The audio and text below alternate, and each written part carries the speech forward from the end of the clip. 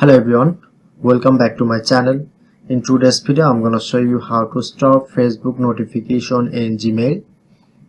So first of all, open any browser. Now I'm opening my Chrome browser and log in my Facebook account. Look at the right corner, tap on the profile icon, go to settings and privacy, click on settings,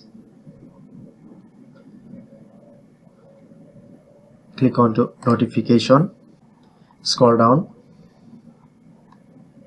go to the email option,